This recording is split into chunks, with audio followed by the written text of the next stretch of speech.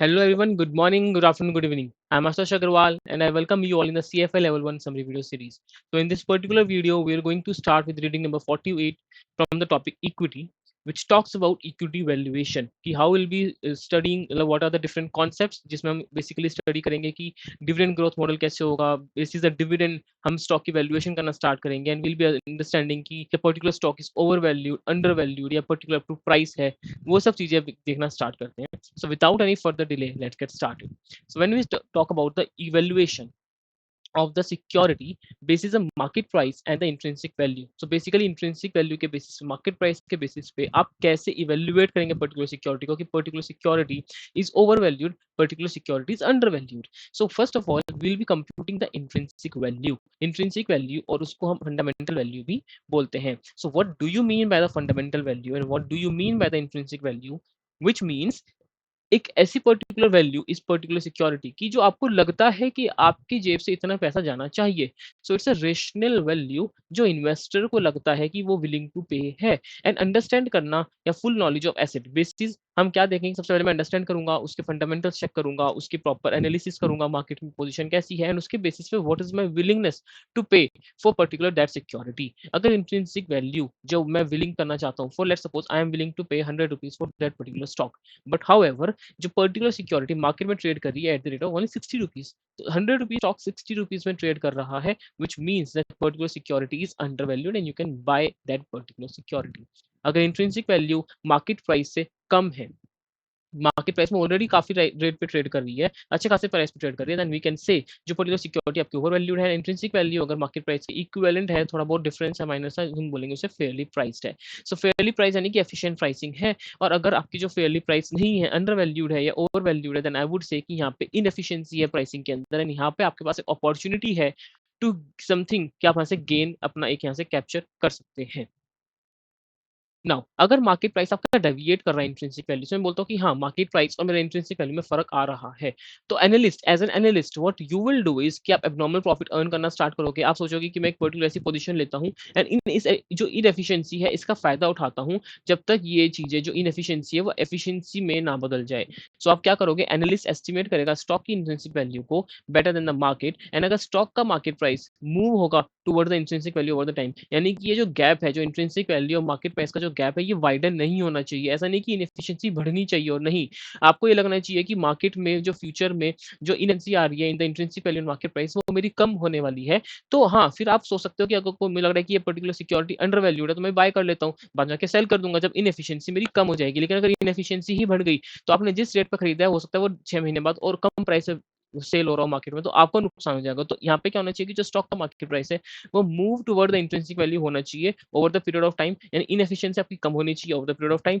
तो यहाँ पे आप एनालिस्ट क्या करेगा, इंट्रिंसिक वैल्यू कंप्यूट करके एब्नॉर्मल प्रॉफिट यहाँ से गेन करने का ट्राई करेगा, अर्न करने का ट्राई करेगा. नाउ अब मैं कैसे डिसाइड करूँ, हाउ विल आई डिसाइड कि जो पर्टिकुलर इन्वेस्टमेंट है should be based on the differences between the market price and intrinsic value. Now you are saying कि एक डिफरेंस आ रहा है, मुझे पता चल गया कि intrinsic value and market price में मेरा डिफरेंस है, अंडरस्टूड. लेकिन मैं बोल रहा हूँ कि जो इंट्रिंसिक वैल्यू और मार्केट प्राइस में जो डिफरेंस है वो आप कैसे यकीन दिलाओगे अपने आप को कि यस एक्चुअली में ये डिफरेंस है या एक्चुअली में मुझे इस डिफरेंस के बेसिस पे मुझे कोई ना कोई पोजीशन लेनी चाहिए. तो क्या वो कॉन्फिडेंस कैसे आएगा, तो मैं बोलूंगा कि जितना ज्यादा परसेंटेज डिफरेंस होगा market price and intrinsic value में उतना ज्यादा आपके पास एक लिबर्टी आती है पोजीशन लेने की कि आप एस्टिमेटेड इंट्रिंसिक वैल्यू के बेसिस पे आप अपनी एक पोजीशन बाय की है, सेलिंग की है, जो भी पोजीशन पर्टिकुलर पोजीशन है पर्टिकुलर सिनेरियो में वो आप ले सकते हैं. क्योंकि छोटा मोटा माइनर डिफरेंस तो आपको वैसे भी पॉसिबल है क्योंकि आप जो इंट्रिंसिक वैल्यू कैलकुलेट कर रहे हो you are using certain assumptions, certain estimations और कुछ ना कुछ मेथड्स. तो वहाँ पे थोड़ी बहुत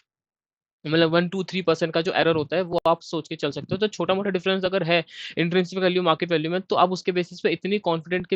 कॉन्फिडेंट आप नहीं हो सकते कि आप एक पोजीशन ले लो. बट अगर जितना ज्यादा डिफरेंस होगा you will be in a great position to move ahead. Now अगर हम बात करते हैं कि जितना ज्यादा कॉन्फिडेंट इन्वेस्टर होगा about the appropriateness of valuation model, अगर आपको लग रहा है कि जो मेरा वैल्यूएशन मॉडल है वो प्रॉपर बेस्ट है, सुपर्ब है और उसके जो रिजल्ट्स हैं वो कभी भी डेविएट नहीं करते हैं, रफली थोड़ा बहुत डेविएशन आएगा तो आएगा, अदरवाइज आपका जो वैल्यूएशन मेथड है दैट इज प्योरली परफेक्ट. सो आप क्या करोगे, जो इन्वेस्टर होगा वो एक पोजीशन उस पर्टिकुलर सिक्योरिटी में स्टॉक में ले सकता है. Now when we talk about the more confident investor about the inputs, more likely the investor will take the position. आपको पता है कि जो आप इनपुट जो एस्टिमेशंस आप यूज कर रहे हो वो प्रॉपर है, आप उसको उन चीजों चीज़ों को लेके बहुत कॉन्फिडेंट हो, आपको लग रहा है कि डेविएशन अगर होगा भी तो ज़्यादा परसेंटेज का डेविएशन निकलेगा, आपको लग रहा है कि मेरे इनपुट्स प्रॉपर सही हैं, तो जो मेरा रिजल्ट निकला इंट्रिंसिक वैल्यू वो भी मैं उस पे कॉन्फिडेंट हो सकता हूँ, तो ये आप ले सकते हो। देन आप मार्केट प्राइस की जब मैं बात करता हूँ, तो मार्केट प्राइस अगर डेविएट कर रहा है इंट्रिंसिक वैल्यू से, तो जो मार्केट प्राइस है एक तो वो रिलायबल, फेयरली रिलायबल होना चाहिए एंड इन्वेस्टर कंसीडर करेगा कि why the stock is miss price. अगर आपको लग रहा है कि आपको पता है रीजंस क्या है misprice, yes you can obviously take a position in that particular security. And investor अगर बिलीव करता है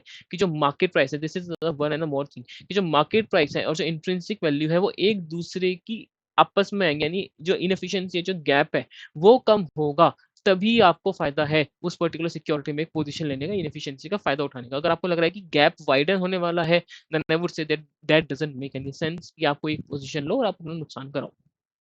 चलिए जी, तो ये तो हमने देखा कि intrinsic value and market price के बेसिस पे आप कैसे डिसाइड करते हैं कि मेरी जो पर्टिकुलर सिक्योरिटी है वो ओवर प्राइस्ड है, अंडर प्राइस्ड है, और एज एन एनालिस्ट आप उस इनएफिशिएंसी का थोड़ा बहुत फायदा उठाते हैं। बट अब मैं बोलता हूँ कि मुझे इंट्रिंसिक वैल्यू कंप्यूट करनी है, so what are the different methods. So equity valuation में, अब इक्विटी वैल्यूएशन की जब हम बात करते हैं, तो इक्विटी वैल्यूएशन के क्या क्या डिफरेंट सॉर्ट ऑफ मेथड्स हैं। सो इक्विटी वैल्यूएशन में सबसे पहले हम जो बात करने वाले हैं इस पर्टिकुलर रीडिंग के अंदर, इस पर्टिकुलर वीडियो के अंदर, जो कि पार्ट 1 है, इस हम बात करेंगे डिस्काउंटेड कैश फ्लो मॉडल की। डिस्काउंटेड कैश फ्लो मॉडल में सबसे पहले हम देखेंगे कि प्रेजेंट वैल्यू मॉडल हम कैसे निकालते हैं, उसके अंदर हम डिविडेंड को डिस्काउंट करेंगे, डिविडेंड डिस्काउंट मॉडल हम यूज करेंगे, गॉर्डन ग्रोथ मॉडल देखेंगे, एंड साथ के साथ हम कैश फ्लोज के बेसिस पे, free cash flow for the equity निकालेंगे, and free cash flow for the firm निकाल के we'll be discounting it with certain cost of capital or cost of equity, then we'll be getting the value of e firm and value of equity, उसके basis पे भी हम करते हैं। तो या तो आप कैश फ्लोज के बेसिस पे कर रहे हैं, ठीक है, हम कर रहे हैं डिविडेंड डिस्काउंट मॉडल, डिविडेंड को पकड़ के कर रहे हैं, या फिर जो फ्री कैश फ्लोज होने वाले हैं, जो फर्म एज अ ट्रेड कर रही है, क्या क्या नेट प्रॉफिट्स अर्न कर रही है, उनको यूज करके हम इक्विटी की वैल्यूएशन करते हैं। तो पर्टिकुलर रीडिंग में हम ये पढ़ने वाले हैं। And when we talk about the relative valuation, that is multiplier model या एंटरप्राइज वैल्यू मॉडल या फिर asset based model, will be studying all these topics in reading number 48 part 2 video. चलिए जी, उसके बाद अब 2-3 टर्मिनोलॉजीज़ की बात करते हैं कि सबसे पहले कैश डिविडेंड होता क्या है? So what do you mean by the cash dividend? Cash dividend यानी कि जो भी पेमेंट आप शेयर होल्डर को कर रहे हो, कैश में, that is simple cash dividend. अब जो डिविडेंड हो सकता है, जो मैं पेमेंट कर रहा हूँ, वो रेगुलर शेड्यूल्ड डिविडेंड भी हो सकता है, जो मैं रेगुलर पे आउट करते ही हैं, या फिर एक हो सकता है कि वन टाइम स्पेशल डिविडेंड हो, जो कि मैंने अगर कुछ अबनॉर्मल प्रॉफिट या फेवरेबल सर्कमस्टांसेस हो रहे हैं मेरे साथ and I am earning super profits, तो मैं ये डिस्ट्रीब्यूट अपने शेयर होल्डर्स को इसका बेनिफिट भी दे सकता हूँ। Now when we talk about the irregular schedule dividend, तो कंपनी अपने एक स्टॉक, एक पोर्शन जो उसका प्रॉफिट है, उस पोर्शन में से कंसिस्टेंट शेड्यूल जो डिविडेंड होता है कि हाँ हम हर साल इतना डिविडेंड बांटेंगे ही बांटेंगे, तो आपको वो कंपनी पे आउट कर रही है अपना डिविडेंड। एंड अगर आपको पता है कि लॉन्ग टाइम से कंपनी के स्टेबल या फिर इंक्रीजिंग डिविडेंड ही आ रही हैं, कंपनी उतना डिविडेंड तो देती ही देती है, और अगर इंक्रीजिंग मोड पे ही है, इंक्रीजिंग पे भी नहीं है, तो लगातार उतने कांस्टेंट डिविडेंड मेरे पास, स्टेबल रिटर्न्स, इतने स्टेबल डिविडेंड मेरे पास हर ईयरली आ रहे हैं, देन आई वुड से कि जो कंपनी है, कंपनी की फाइनेंशियल स्टेबिलिटी अच्छी खासी है, company is doing great, company अच्छा खासा काम कर रही है। And when we talk about the one time special dividend, कब होगा? अगर फेवरेबल सर्कमस्टांसेस अगर हो रहे हैं, जो अलाउ करता है कंपनी को to make the one time payment to share holder, कि आपने कुछ अच्छा खासा प्रॉफिट अर्न किया और now you are in a position कि आप थोड़ा बहुत और अच्छा खुशी बांट सकते हो और अच्छे पेमेंट्स आप कर सकते हो डिविडेंड के, तो आप और extra one time special dividend भी आप कर सकते हो। These are the extra dividend और द इरेगुलर डिविडेंड, ये प्रॉपर ऐसा नहीं हर साल ऐसा होगा ही होगा। So in addition to the regular dividend अगर आपको ये भी मिलता है, that is just because of the favourable circumstances, अगर कंपनी ने कुछ एक्स्ट्रा प्रॉफिट अर्न किया है तो। नाउ एक जो डिविडेंड हम बांटते हैं, this is in the form of stock dividend. आप rather than paying out the cash, आप अपने स्टॉक्स को डिस्ट्रीब्यूट कर रहे हैं, तो यानी आप न्यू शेयर्स इशू कर रहे हैं rather than using the cash. तो यहाँ पे क्या होगा, जो मोर नंबर ऑफ शेयर्स आउटस्टैंडिंग, तो जब जो number of shares, let's suppose 1 lakh shares थे, तो 1 लाख शेयर्स के जाते वो अब क्या हो जाएंगे, नंबर ऑफ शेयर्स इंक्रीज हो जाएंगे, क्योंकि आपने dividend in the number of shares बांटा है, और हर एक शेयर की वैल्यू फिर क्या हो जाएगी, थोड़ी बहुत कम हो जाएगी। बट एट द एंड मैं बोलूंगा कि शेयर होल्डर्स की वेल्थ जो है वो इफेक्ट नहीं होगी, बिकॉज आपके जो नंबर ऑफ शेयर्स हैं, वो तो कम हुए, number of shares, sorry, share holders wealth कैसे चेंज नहीं होगी, आई वुड से कि जो वैल्यू है वो तो कम हो गई पर शेयर, लेकिन नंबर ऑफ शेयर्स भी तो बढ़े हैं ना, तो अपना में सेट ऑफ हो रहा है, वैल्यू कम हो गई बट नंबर ऑफ शेयर्स बढ़े हैं, सो आई वुड से कि जो शेयर होल्डर्स की इक्विटी है, जो टोटल वेल्थ है, दैट विल नॉट चेंज ना, और ये हम परसेंटेज की फॉर्म में इसको रिप्रेजेंट करते हैं। Moving forward when we talk about the stock split, आपने क्या किया, स्टॉक्स को स्प्लिट कर दिया, rather than 100 rupees per share, 100 rupees का जो शेयर था उसको 50-50 में बांट दिया हमने, सो डिवाइड कर दिया हर एक शेयर को मल्टीपल नंबर ऑफ शेयर्स में, तो यानी अब नंबर ऑफ शेयर्स क्या हो गए, अब नंबर ऑफ शेयर्स इंक्रीज हो गए, वैल्यू डाउन हो गई, तो यानी कि at the and I would से कि जो भी आपकी शेयर होल्डर्स की, ओनर्स की वेल्थ है, चेंज नहीं हो गया, उनके पास अब नंबर ऑफ शेयर ज्यादा हो गए, जिनकी वैल्यू अपने आप में कम हो गई है। इसको हम परसेंटेज की फॉर्म में नहीं शो करते, इसको हम रेशियो की फॉर्म में यूज करते हैं, लाइक 3:1 1 की 1 शेयर के बदले हमने स्प्लिट कर उसको 3 शेयर्स में, इस तरीके से। When we talk about the reverse stock split, this is opposite to the stock split. आपने स्टॉक को स्प्लिट ना करके आपने स्टॉक्स को जोड़ दिया, 2 स्टॉक को आपने एक साथ कर दिया। तो नंबर ऑफ शेयर जो आउटस्टैंडिंग है वो आपके कम हो जाएंगे और वैल्यू इंक्रीज हो जाएगी, तो एट द एंड अनचेंज्ड रहेगी आपकी शेयर होल्डर्स की wealth. When we talk about the share repurchase, तो कंपनी यहाँ पे क्या कर रही है, अपने स्टॉक्स का बायबैक कर रही है। कंपनी अपने स्टोर्स, अपने शेयर्स को ही, आउटस्टैंडिंग नंबर ऑफ शेयर्स को मार्केट से परचेज कर रही है, बायबैक कर रही है। नाउ अब ये ऑल्टरनेटिव है कैश डिविडेंड का, क्योंकि आप कहीं ना कहीं एक्स्ट्रा जो जिस मार्केट प्राइस पे ट्रेड कर रहे हैं, आप इससे एक्सेस पे ही आप मार्केट से परचेज कर रहे हो, तो जो एक्स्ट्रा जो पोर्शन आप पे कर रहे हो टू द शेयर होल्डर्स, वो ऑल्टरनेटिव टू कैश डिविडेंड है। एंड इसका जो इफेक्ट आएगा शेयर होल्डर्स की वेल्थ पे एज अ कैश डिविडेंड ही आने वाला है। अब कंपनी क्यों परचेज करी अपने शेयर, या तो वो दिखाना चाहती है मार्केट में कि जो मार्केट प्राइस पे ये ट्रेड कर रहा है वो अपने जो मार्केट प्राइस को, जो मार्केट प्राइस है in the stock in the current market, वो उसको सपोर्ट करती है। अगर वो सपोर्ट कर रही है अपने प्राइस को, तो एक ये जस्टिफाई भी होता है कि अगर कंपनी अपने परचेज को इसी रेट पे परचेज कर सकती है, अगर कंपनी अपने शेयर को इसी रेट पे परचेज कर सकती है, तो यानी कहीं ना कहीं ये जो प्राइस है, कंपनी भी उस प्राइस को सपोर्ट करती है, या फिर कहीं ना कहीं एक सिग्नल मिलता है मैनेजमेंट की साइड से कि भैया शेयर्स के प्राइस जो है वो अंडर वैल्यूड है, शेयर्स मूव अप करेंगे। तो एग्जांपल अगर आप कभी विप्रो का चेक करेंगे, सो विप्रो का शेयर अराउंड जब बायबैक हुआ था, that was announced eight the rate of around 360, और उसके बाद जो शेयर ने बूम किया था, then it went up to 720। तो एक बार वो चेक करना आप, तो this is basically sign from the management की शेयर्स जो हैं वो अंडर वैल्यूड हैं and shares will be performing well in the coming future. Now इसका जो इफेक्ट होगा, ये ऑफसेट हम शेयर्स रीपरचेज क्यों भी करते हैं, क्योंकि जब ईसॉप्स अगर कंपनी देती है, तो ईसॉप्स की वजह से नंबर ऑफ शेयर्स इंक्रीज हो रहे हैं, प्राइस कम हो रही है, तो नंबर ऑफ शेयर्स जो इंक्रीज हो गए हैं ड्यू टू द ईसॉप्स, आप उसको कम करने के लिए अपने खुद के शेयर ही बाय कर लिए वापस। चलिए जी, जब हम बात करते हैं डिविडेंड पेमेंट क्रोनोलॉजी के बारे में, तो डिविडेंड पेमेंट क्रोनोलॉजी क्या होगी कि एक टाइम ऐसा आएगा जब आप board of directors announce that yes we will be distributing dividend on this and this date, जो होल्डर होगा of the dividend of the stock on this particular date, उन सबको डिविडेंड मिलेगा। तो हमने क्या बोला कि सबसे पहले तो 28 ऑफ अक्टूबर जैसे हम लेते हैं, so this is a declaration date, this is a declaration date है हमारे पास, जिस दिन सब बीओडी ने डिक्लेयर किया कि yes will be paying out the dividend, और उसमें उन्होंने स्पेसिफाई किया होगा कि स्टॉक डिविडेंड और अमाउंट हमारी क्या होगी, डिविडेंड पर शेयर क्या होगा, एंड रिकॉर्ड डेट क्या होगी। यानी रिकॉर्ड डेट मींस जो होल्डर होगा, जिस बंदे के पास स्टॉक है, जिस बंदे के पास स्टॉक है, उस पर्टिकुलर डेट पे उसको डिविडेंड मिलेगा। एंड जो पेमेंट डेट यानी कब का पेमेंट आपको हो जाएगी। फॉर एग्जांपल 28 ऑफ अक्टूबर को अनाउंस किया गया कि डेट ऑफ पेमेंट फ्यूचर में होगी, एंड जो होल्डर होगा, रिकॉर्ड डेट जो मानी जाएगी, holder of the record date या फिर रिकॉर्ड डेट जो होगी वो 17 ऑफ नवंबर, यानी इस दिन जिसके पास भी मेरे शेयर होंगे उस बंदे को डिविडेंड मिलेगा। लेकिन अब इसका मतलब ये है कि T+2 ट्रांजेक्शन, जैसे T+2 वर्क करते हैं इंडिया में,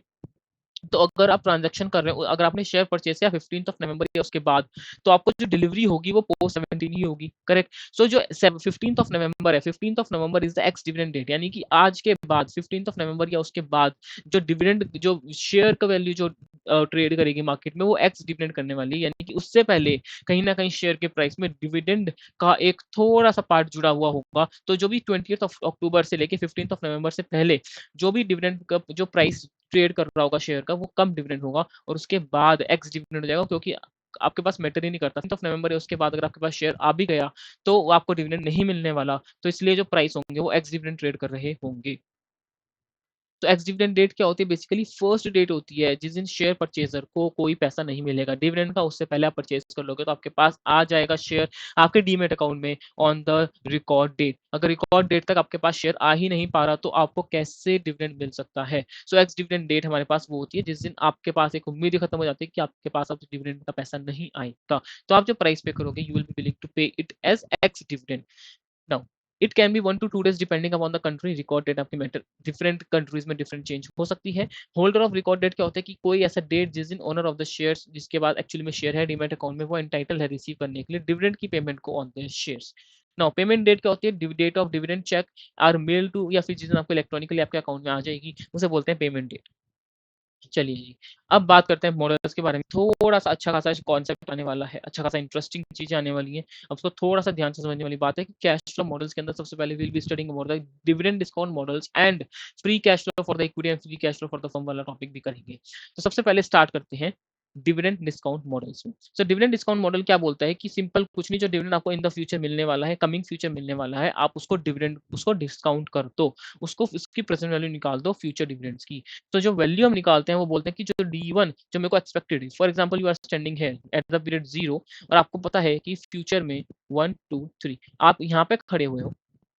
आप यहाँ से एस्टिमेट करो कि मुझे क्या प्राइस मिलेगा, मुझे क्या वैल्यू मिलनी चाहिए, मुझे वैल्यू एट पीरियड 0 निकालना है। तो मैं ये चेक करूंगा कि dividend 1, dividend 2, dividend 3 and so on, मेरे को इन्फिनिटी तक क्या क्या मेरे को पेमेंट्स मिलने वाली है, एक्सपेक्टेड डिविडेंड्स क्या है, ग्रोथ क्या है बेसिकली शेयर में, वो सब चीजें मैं चेक करूंगा। तो D1, D2, D3 जो भी आपको एक्सपेक्टेड डिविडेंड्स मिलने वाले इन द कमिंग फ्यूचर, आप उन सबको क्या करोगे, डिस्काउंट कर दोगे विद 1 + RE, जो भी कंपनी का रेट ऑफ इक्विटी है उससे आप इनको क्या कर दोगे, आपको डिस्काउंट करना पड़ेगा। सो 1 ईयर होल्डिंग की जब हम बात करते हैं, फॉर एग्जांपल खाली 1 ईयर होल्डिंग की हम जब बात करते हैं 0 एंड 1, तो अब यहाँ पे वैल्यू निकालना चाह रहे हो, वैल्यू एट पीरियड 0 क्या होगी, जो डिविडेंड आपको फ्यूचर में मिलने वाला है प्लस जो यहाँ पे इसका प्राइस होगा, प्राइस एट पीरियड 1। तो प्राइस एट पीरियड 1 क्या होता है बेसिकली, जो उसको D2, D3 और ये सब एंड सो ऑन जो उसको डिविडेंड मिलने वाले हैं उसकी प्रेजेंट वैल्यू आप करोगे। तो बेसिकली क्या है, P1 is a present value of D2, D3 till the infinity, and उस दिन D1 पे आप उसको वो कर दोगे, डिस्काउंट कर दोगे। तो जो वैल्यू है, वैल्यू एट पीरियड 0 क्या होगी, बेसिकली जो डिविडेंड आपको मिलने वाला है at the end of period 1 उसको डिस्काउंट कर दिया, प्लस जो प्राइस होगा आपका एंड ऑफ पीरियड 1 उसको भी डिस्काउंट कर दिया। अब P1 को मैं क्या ब्रेकआउट कर सकता हूँ D2 प्लस P2 में, कि मैं बोल सकता हूँ कि यहाँ पे अब आप यहाँ पे खड़े हो, आपने बोला कि D2 या P2, P2 भी आपका यहीं पे होगा, तो P2 भी बात हुई होगी कि आप D1 ले लो और D1 के बाद P1 निकाल के उसको डिस्काउंट कर दो, या फिर एक थोड़ा सा P1 को भी ब्रेक करके आप D2 और उसको डिस्काउंट कर दो, फिर P2 को लेके फिर P2 को डिस्काउंट कर दो, बात वो one and the same thing he है ना। आगे बढ़ते हैं, तो D1 कैसे निकलेगा, जो डिविडेंड आपको आज की डेट में मिला है प्लस एक्सपेक्टेड जो ग्रोथ रेट है उससे मल्टीप्लाई कर दो, 1 + G कर दो, you will be getting the expected dividend, या फिर उसको बोलते हैं dividend payable in the coming future, या फिर डिविडेंड टू बी पेड हम उसको बोल सकते हैं। And when we talk about the D0 मतलब जो लास्ट डिविडेंड अभी आपको मिला है, जो करंट डिविडेंड आपको मिला है, जो डिविडेंड ऑलरेडी पे हो चुका है, उसे हम बोलते हैं D0। बट हमारे लिए जो मेन चीज रेलिवेंट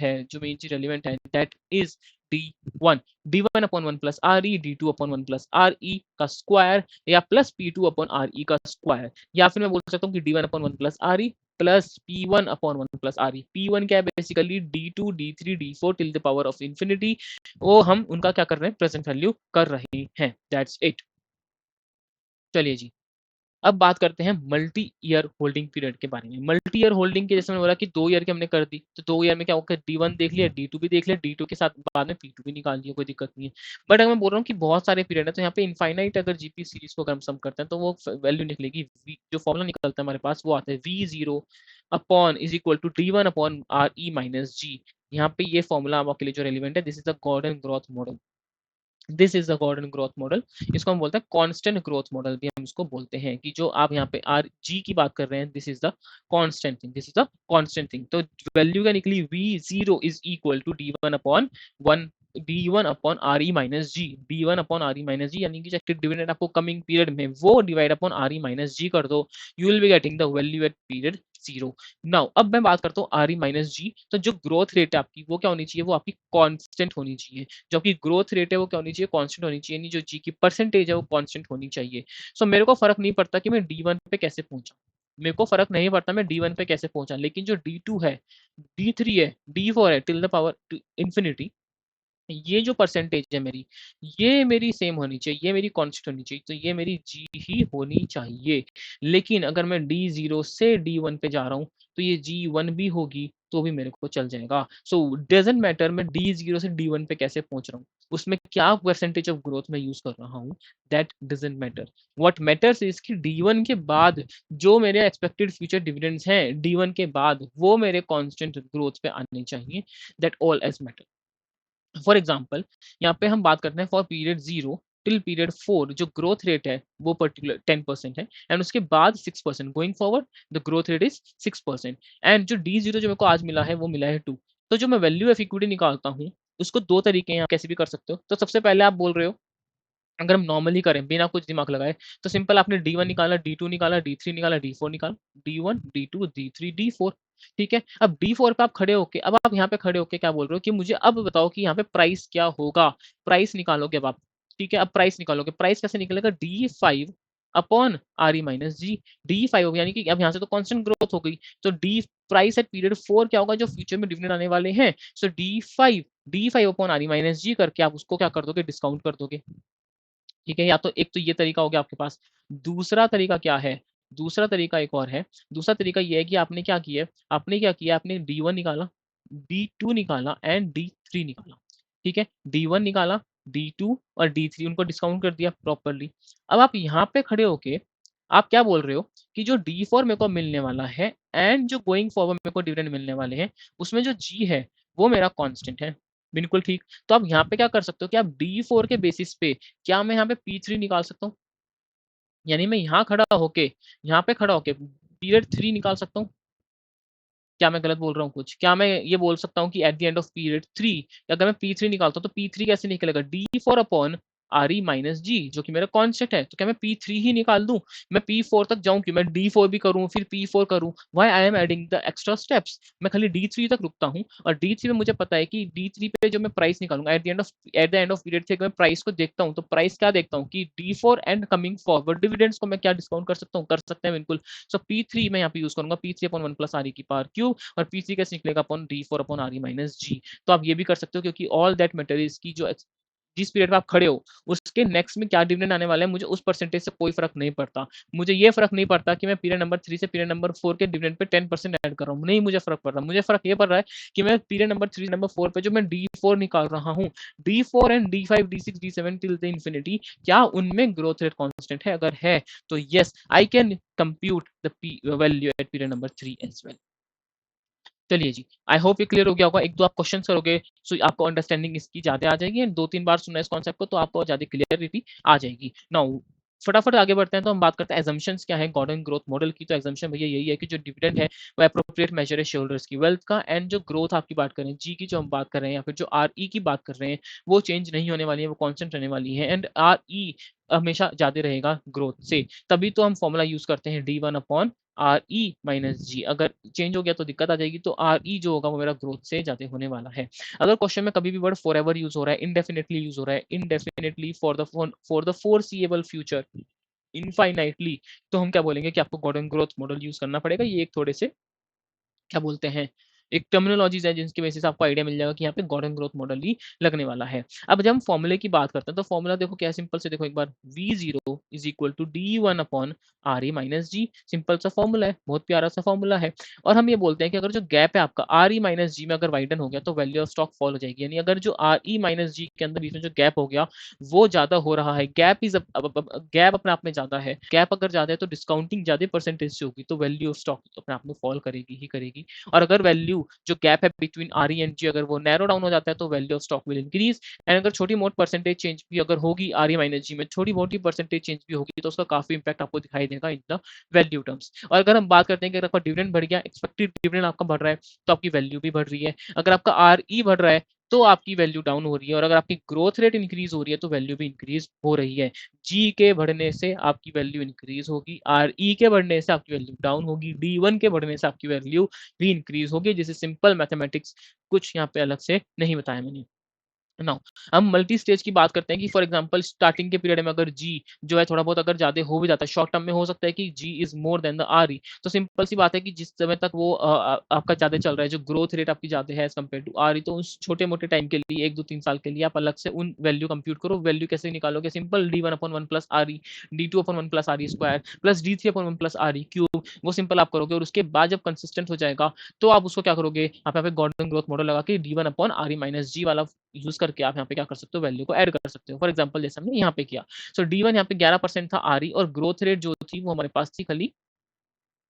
ग्रोथ रेट 15% है, लेकिन जो आर ई था वो 11% ही है। तो सिंपल सी बात है कि हमने 1 ईयर तक और 2 ईयर तक आप सिंपल आप D1 upon 1 plus R E, D2 upon 1 plus R E कर दो, गोइंग फॉरवर्ड आप यहाँ पे डिफरेंट ग्रोथ मॉडल लगा दो और सबको कंप्लीट एक साथ ऐड कर दो, you will be getting the value. अब हम प्रेफर्ड स्टॉक के बारे में बात करते हैं। प्रेफर्ड स्टॉक का तो सिंपल है कि डिविडेंड पेमेंट यूजुअली फिक्स्ड होती है और इंडेफिनेटली मैच्योरिटी तक होती है, तो वैल्यू कैसे निकालोगे यहाँ पे, अब यहाँ पे आप क्या कर सकते हो, D1 upon R E minus G formula था, अब ग्रोथ तो है नहीं, और D1 भी सिंपल D0 या फिर D मान लो, सो D upon cost of capital for the preference share holders, उससे आप डिवाइड कर दोगे तो you will getting the value.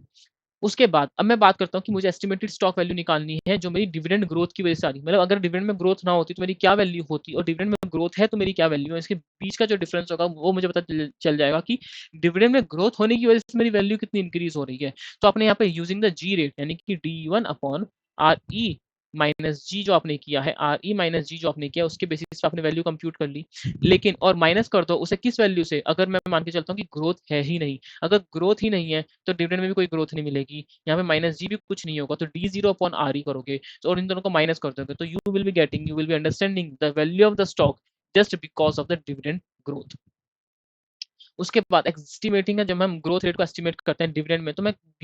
Keyword जो मेरा जी है, जो मेरा ग्रोथ है, वो मैं कैसे एस्टिमेट करूँ, डिविडेंड में मुझे कितनी ग्रोथ मिलने वाली है, how I will be knowing that. तो उसके लिए आप हिस्टोरिकल ग्रोथ रेट आप चेक करो कि कंपनी फर्म में, कंपनी एज अ फर्म की कंपनी की जो ग्रोथ है कैसे हो रही है डिविडेंड्स में इन द पास्ट ईयर्स, वो आप चेक कर सकते हो। या फिर मीडियन आप चेक कर सकते हो कि इंडस्ट्री की डिविडेंड ग्रोथ रेट कैसी है, एज अ इंडस्ट्री कितनी इंक्रीज हो रही है, कितना डिविडेंड इंक्रीज हो रहा है, ग्रोथ में कितनी इंक्रीज हो रही है, अर्निंग्स में कितना इंक्रीज हो रहा है, मार्केट कैसे ट्रेंड इंक्रीज कर रहा है, इंडस्ट्री कैसे बिहेव कर रही है, बेसिकली वो आप चेक करोगे। या फिर एक सस्टेनेबल ग्रोथ रेट भी आप निकाल सकते हो। अब ये कैसे निकालेंगे इसको समझते हैं नीचे वाले टॉपिक पे। सस्टेनेबल ग्रोथ रेट यानी जो जी है वो कैसे निकालोगे, G is equal to B into R. क्या बोला मैंने, G is equal to B into R. अभी बी इंटू आर क्या है इसको भी फटाफट चेकआउट करते हैं। तो यहाँ पे जो रेट है जिसके बेसिस पे आपका earnings and dividend will grow indefinitely, यहाँ पे हम एज्यूम करेंगे सबसे पहले अंडरस्टैंडिंग क्या है कि जो आपका ग्रोथ, जो आपकी आरओई है and dividend pay out ratio वो कांस्टेंट है, वो चेंज नहीं हो रही है। तो बेसिक असम्पशन जब हम ग्रोथ निकालते हैं, सस्टेनेबल ग्रोथ निकालते हैं, तो बेसिक आपकी जो अंडरस्टैंडिंग है वो ये रहेगी कि जो भी आपका आरओई है और जो भी आपका डिविडेंड है, डिविडेंड पे आउट रेशियो, वो आपका चेंज नहीं हो रहा है। उसके बाद हम जो एक अंडरस्टैंडिंग लेते हैं वो ये बोलते हैं कि कोई भी इक्विटी, कोई आपने न्यू इक्विटी या कोई भी आपने इक्विटी का बायबैक कुछ नहीं किया है, जो इक्विटी है वो इक्विटी उतनी की उतनी है, नंबर ऑफ शेयर्स कोई आपने इशू नहीं किए और कोई आपने नंबर ऑफ शेयर्स बायबैक नहीं किए, तो नंबर ऑफ शेयर्स आपको कॉन्स्टेंटली चल रहे हैं ओवर द ईयर्स। सो जी हम कैसे निकालते हैं कि सिंपल सी अंडरस्टैंडिंग कैसे बोलते हैं कि जितना आपने डिविडेंड, जितना आपने अर्न किया, जितना आपने अर्न किया उसमें से कुछ पोर्शन आपने डिविडेंड के रूप में बांट दिया, उसको हटा दो। जितना आपने अर्न किया, फॉर एग्जाम्पल मैंने ये इतना अर्न किया, इसमें से कुछ पोर्शन मैंने डिविडेंड का निकाला और बांट दिया, तो मेरे पास जो बचा कितना, अब जो मेरे पास बचा है उस पे मैं कितने रेट पे अर्न कर पाऊंगा, मेरी firm as an ROE, as a company आप कितना अर्न कर रहे हो अपनी इक्विटी लगा के, आप एज एन इक्विटी आपने जितना लगाया पैसा वो कितना नेट प्रॉफिट आप अर्न कर पा रहे हो आउट ऑफ जितना आपने नेट प्रॉफिट, जितना आपने इक्विटी मार्केट अपना फर्म में लगाया हुआ है उसको लगा के आप कितनी नेट प्रॉफिट अर्न कर पा रहे हो, तो कंपनी की आरओई क्या है उस रेट पे आप कमाओगे अपना जो पैसा आपने बचा के रखा है। तो कितना पैसा बचा के रखा है उसको हम बोलते हैं कि 1 माइनस डीपीआर। 1 माइनस डीपीआर यानी कि डिविडेंड पे आउट रेशियो, पूरे प्रॉपर 100 में से आपने डिविडेंड पे आउट रेशियो हटा दो तो that is a retain earning, basically जो आपकी रिटेन अर्निंग्स बचे, जो आपकी रिटेंशन रेशियो है उसको मल्टीप्लाई कर दो आरओई से, that is G is equal to B into R, you will be getting the sustainable growth rate. तो 1 minus DPR that is retention ratio को हम बी की टर्म से डिफाइन करते हैं, रिटर्न ऑन इक्विटी को मैं आर, स्मॉल आर की टर्म से डिफाइन करता हूँ। डिविडेंड पे आउट रेशियो क्या होती है कि जो आपने dividend per share upon earning per share, यानी कि आपने इतना डिविडेंड डिस्ट्रीब्यूट कर दिया out of the earning of 10 rupees, आपने 2 रुपए पर डिविडेंड दे दिया, तो 8 इज दी आपकी जो इज बेसिकली 80% आपकी जो होगी वो आपकी रिटेंशन रेशियो हो जाएगी। डिविडेंड यील्ड कैसे निकलती है, डिविडेंड यील्ड निकलती है कि आपने कितना डिविडेंड एक्सपेक्टेड है अपॉन आज के करंट प्राइस के हिसाब से, dividend yield is equal to D1 upon P0। Dividend per share कैसे निकलता है कि जो आपका डिविडेंड का रेट है जो अपना हमेशा फेयर वैल्यू पे निकलेगा, जो हमेशा फेस वैल्यू पे निकलेगा, सॉरी, तो जो डिविडेंड का रेट है जो फेस वैल्यू पे निकलेगा उसे मल्टीप्लाई कर दो फेस वैल्यू से, so you will getting the dividend per share. उसका बी कैसे निकलता है, बी मैंने बताया कि 1 माइनस डीपीएस कर दो, 1 माइनस डीपीआर कर दो, dividend pay out ratio, dividend pay out ratio कैसे निकलती थी, DPS upon EPS, 1 minus DPS upon EPS करेंगे तो you will be getting the retention ratio और द बी। इसको अगर हम फॉर्मूले को थोड़ा यूज करते हैं आगे तो EPS minus DPS upon EPS कर सकते हैं, नंबर ऑफ शेयर से मल्टीप्लाई कर दो, you will getting the net profit minus total dividend upon the net profit. तो this is basically the B, यानी आपने कितने नेट प्रॉफिट में से कितना डिविडेंड हटा दिया, कितना बांट दिया, तो जो बाकी बचा हुआ है उसको डिवाइड कर दो नेट प्रॉफिट से, तो आपको पता चल जाएगा कि मेरी जो रिटेंशन रेशियो है वो मेरी क्या है, और उसको मल्टीप्लाई कर देंगे स्मॉल आर से, you will be getting the sustainable growth rate. ठीक है जी, समझ आई बात। चलिए जी, अब बात करते हैं फ्री कैश फ्लोज के बारे में। तो फ्री कैश फ्लो अपना एक मॉडल है जिसमें हम बात करते हैं कि free cash flow for the equity हम निकालेंगे या free cash flow for the firm निकालेंगे। तो free cash flow for the firm as a whole, जिसमें मैं बाइफरकेट नहीं कर रहा हूँ दिमाग में कि क्या इक्विटी का है, क्या डेट होल्डर्स का है, क्या लाइबिलिटी का, मतलब ऐसा कुछ नहीं, मैं बाइफरकेट कर रहा हूँ, इक्विटी डेट सब मेरे लिए एक समान है। तो as a firm as a whole free cash flows क्या है, तो फ्री कैश फ्लो मेरे पास कैसे आ रहे हैं, मैं बोलता हूँ कि भैया जो मेरी नेट इनकम हुई है, जो मेरी नेट इनकम हुई है वो तो मेरी इनकम है, वो एज अ फर्म की है, उसमें आप नॉन कैश एक्सपेंडिचर जो आपका डेप्रिसिएशन माइनस हो रखा है उसको उसको भी ऐड कर दो। सो नेट इनकम में आप डेप्रिसिएशन ऐड बैक करोगे तो आपको फ्री कैश फ्लो पता चल जाएगा। अब क्योंकि मैं भेदभाव नहीं कर रहा हूँ इक्विटी एंड इंटरेस्ट जो डेट का है, तो मैं एज अ फर्म आपने कितना अर्न किया उसमें आप इंटरेस्ट भी ऐड कर दोगे, जो आपने इंटरेस्ट एक्सपेंडिचर माइनस कर रखा है वो भी आप ऐड कर दोगे। लेकिन क्योंकि इंटरेस्ट एक्सपेंडिचर की वजह से आपको टैक्स सेविंग होती है, तो आप जो एक्सपेंडिचर ऐड करोगे वो नेट ऑफ टैक्स करोगे। सो आपने इंटरेस्ट ऐड किया नेट ऑफ टैक्सेस, तो आपको पता चल जाएगा एज अ फर्म मैंने कितना अर्न किया। एज अ फर्म आपने नेट इनकम अर्न करी, उसमें नॉन कैश एक्सपेंडिचर जो माइनस रखा डेप्रिसिएशन वो आपने ऐड बैक कर दिया, प्लस आपको भेदभाव नहीं करना है इक्विटी और डेट में, तो आपने जो इन डेट होल्डर्स को जो इंटरेस्ट एक्सपेंडिचर माइनस कर रखा है वो भी आपने अपना इंटरेस्ट एक्सपेंडिचर ऐड बैक कर दिया। That is net of taxes, क्योंकि वहां से कहीं ना कहीं हमें टैक्स सेविंग होती है। और आपने एज अ फर्म आपको इंक्रीज इन वर्किंग कैपिटल, आपको कितना पैसा वहां भी लग गया आपका वर्किंग कैपिटल में, तो वो माइनस कर दो। और as a firm as a whole आपने फिक्स कैपिटल इन्वेस्टमेंट कितनी करी तो वो माइनस हो जाएगा। तो आपके पास net cash in hand, net cash flow आपको पता चल जाएगा after meeting all such things. तो free cash flow for the firm कैसे निकला?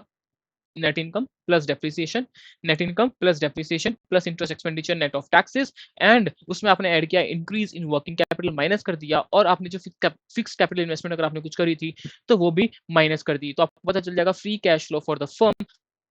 उसके बाद हमने उसको डिस्काउंट कर दिया कॉस्ट ऑफ कैपिटल से, तो आपको जब आप कॉस्ट ऑफ कैपिटल से उसको करोगे, हाँ जी, तो जब उसको कॉस्ट ऑफ कैपिटल से डिस्काउंट करोगे तो you will be getting the value of the firm, and value of firm में से वैल्यू ऑफ डेट माइनस करने का, तो you will be getting the value of equity. लेकिन अगर मैं free cash flow for the equity निकालूं, direct free cash flow for the equity निकालूं, तो बेसिकली मुझे पता चलता है free cash flow for the equity क्या पता चलता है कि फर्म की कैपेसिटी क्या है कि वो डिविडेंड कैसे पे आउट करेगी। मुझे खाली पता चल रहा है कि free cash flow that is available for the equity, debt को हटा दो, डेट का सारा मुझे पार्ट हटाना पड़ेगा, यानी it is useful for the firm that do not पे द डिविडेंड करंटली, यानी प्लस मुझे ये मेथड उनके लिए भी यूज हो पाएगा जो एज ऑफ नाउ करंटली वो डिविडेंड पे आउट नहीं कर रहे हैं। तो अगर डिविडेंड पे आउट नहीं कर रहे, मुझे ग्रोथ रेट ही नहीं पता डिविडेंड की, एक्सपेक्टेड डिविडेंड नहीं पता चल पा रहा, तो मैं डिविडेंड ग्रोथ मॉडल तो लगा ही नहीं सकता हूँ। करेक्ट है, तो मैं डिविडेंड ग्रोथ मॉडल तो लगा ही नहीं सकता, गॉर्डन ग्रोथ मॉडल में लगा ही नहीं सकता, तो उनके लिए भी मैं ये free cash flow for the equity निकालूंगा फॉर द इक्विटी वैल्यूएशन। तो यहाँ पे मैं इक्विटी का निकाल रहा हूँ, तो इक्विटी के लिए मुझे नेट इनकम ऐड करी, नेट इनकम में नॉन कैश एक्सपेंडिचर आपका डेप्रिसिएशन था वो भी आपको ऐड बैक करना पड़ेगा, लेकिन ये मैं यहाँ पे इंटरेस्ट एक्सपेंडिचर ऐड नहीं करूंगा। क्यों करूं? क्योंकि मैं तो इक्विटी के लिए निकाल रहा हूं, जो डेट को देना था वो आप दे चुके, खत्म हो गई बात। अब यहाँ पे कोई इंक्रीज इन वर्किंग कैपिटल हुई तो उसको माइनस करने का, इंक्रीज इन वर्किंग कैपिटल हुई तो उसको माइनस करने का, एंड देन अगर आपने कोई फिक्स कैपिटल इन्वेस्टमेंट करके तो उसको भी माइनस करने का। और अगर आपको पैसा आया है, आपके पास पैसा आया, आपने लेवरेज किया, आपने डेट इशू किया था, नेट बोरिंग अगर आपके पास आई है कि क्या आपने न्यू डेट इशू किया minus the debt principal repayment, तो जो आपके पास कुछ एडिशनल पैसा है वो ऐड कर दो, अगर नेगेटिव हो तो माइनस हो जाएगा। तो you will getting the free cash flow for the equity, free cash flow for the equity. और जो नेट इनकम है plus depreciation minus increase in working capital, इसको मैं cash flow from the operating activities बोल सकता हूं। तो free cash flow for the equity is equal to cash flow from operating activities minus fix capital investment plus net borrowing, उसको आप discount कर दो कॉस्ट ऑफ इक्विटी से, you will be getting the value of equity, you will be getting the value of equity.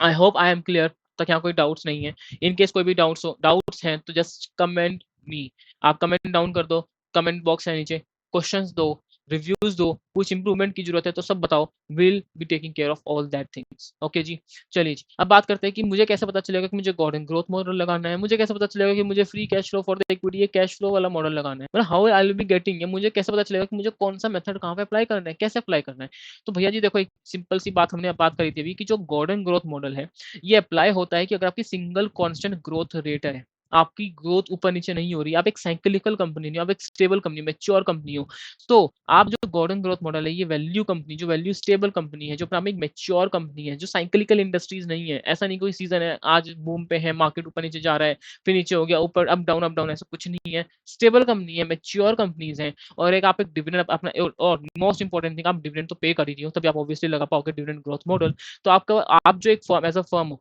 आप एक dividend paying firm हो, cyclical नहीं हो, you are just a non cyclical industry में आप हो,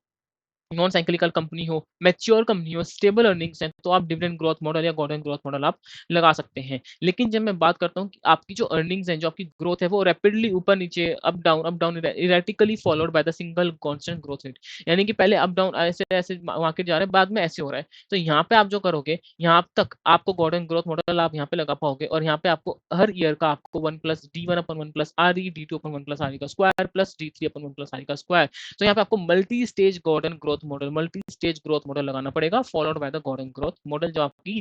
जो ग्रोथ है वो स्टेबल हो जाएगी। लेकिन कोई ऐसी फर्म है जो डिविडेंड ही पे नहीं कर पा रही है या फ्यूचर डिविडेंड आप एस्टिमेट नहीं कर पा रहे हैं कि क्या ग्रोथ रेट होगा, मुझे नहीं समझ आ रहा है, तो सिंपल सी बात है कि free cash flow for the equity ही आपके लिए सबसे बेस्ट रहेगा उस टाइम पे। Free cash flow for the equity is the appropriate method. Is that clear? Is that clear? चलिए जी, तो इस पार्ट में इतना ही था। इस पार्ट में हमने देखा बेसिकली डिविडेंड ग्रोथ मॉडल कैसे होता है, फ्री कैश फ्लो मॉडल हमने देखा कैसे होता है, प्लस हम ये अंडरस्टैंड किया कि अगर मैं अंडरवैल्यूड है ओवरवैल्यूड सिक्योरिटीज कैसे जज करूंगा, और how I will be taking out the benefit out of it, की जो भी प्राइस इनएफिशिएंसीज हैं between the intrinsic value and market price, उसका मैं बेनिफिट कैसे उठा पाऊंगा। ठीक है जी, अब मिलते हैं नेक्स्ट पार्ट में, पार्ट 2 ऑफ रीडिंग नंबर 48, जिसमें हम समझेंगे कि रिलेटिव वैल्यूएशन और एसेट बेस्ड जो हमारे मेथड्स थे, जो एसेट के बेस पे थे, मल्टीप्लायर के बेसिस पे थे, एंटरप्राइज वैल्यू के बेसिस पे थे, उन सबको एक बार देखेंगे। ठीक है जी, see you in the next reading, till then, bye bye.